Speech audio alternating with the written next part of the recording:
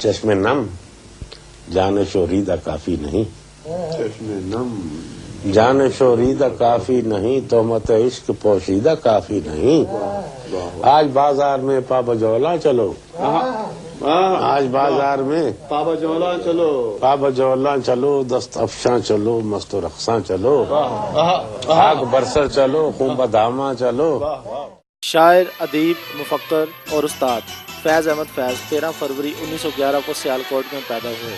आपने अपनी अमली ज़िंदगी का आगाज़ दरसो तदरीस से किया।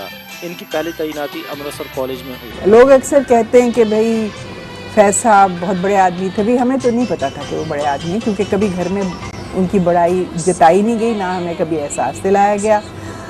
हमारे घर में बहुत जमहूरियत थी और हर एक का वोट था, और अगर वोट सारे एक तरफ हो जाते थे तो फिर वो हमारी बात सुन लेते थे। फैज़ साहब का शुमार अगर हम उनको जो कैटेगराइज करते हैं तो फैज़ साहब का शुमार पिछली सदी में देखा जाए या इस सदी में तो गालिब और इकबाल के बाद जो मकाम है वो फैज़ साहब का बनता है। फैज़ साहब का नाम इसलिए बहुत नुमाया है कि वो न सिर्फ ये कि नज़्म के हवाले से एक बड़े मजबूत शायर हैं, बल्कि ये कि उन्होंने गज़ल में भी बड़ा भरपूर किरदार अदा किया है।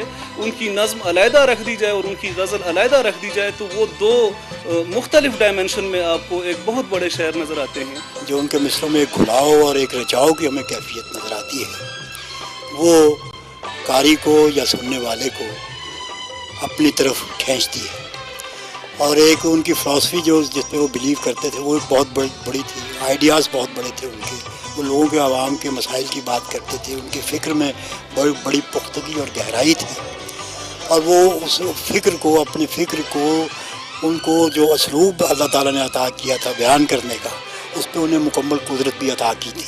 मैंने समझा था कि तू है तो दर्शन है हयात, तेरा गम है तो हमें दहर का झगड़ा क्या है, तेरी सूरत से है आलम बहारों को सवार, तेरी आँखों के सिवा दुनिया में रखा क्या है।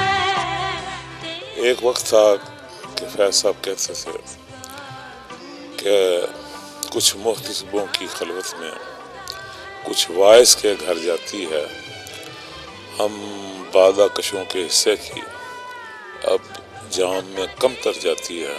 फैज़ साहब सिर्फ शायर ही नहीं थे, उन्होंने नक़्द नज़र का एक बहुत ही बड़ा सिलसिला था वो छोड़ा है।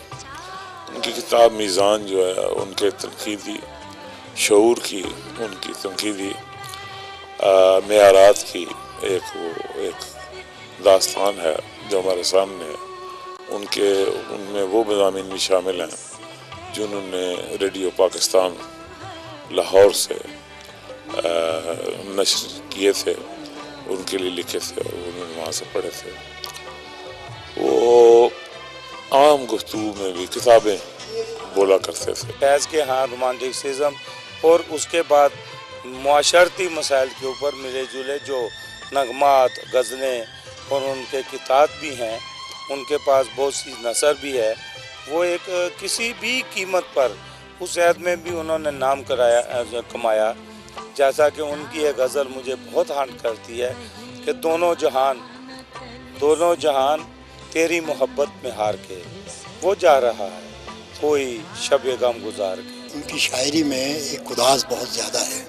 उन्होंने जो नज़में भी लिखी हैं वो गज़ल के अंग में गज़ल के मिसरे बनाए हैं उन्होंने गज़ल अपनी नज़मों में भी। उनकी नज़में जो है मुझसे पहली सी मोहब्बत मेरी महबूब ना मांग या रकीब से, जो ऐसी नज़में हैं, ये सारे इनके जो मिसरे हैं ये दरअसल गज़ल के मिसरे हैं जो उन्होंने कहे हैं।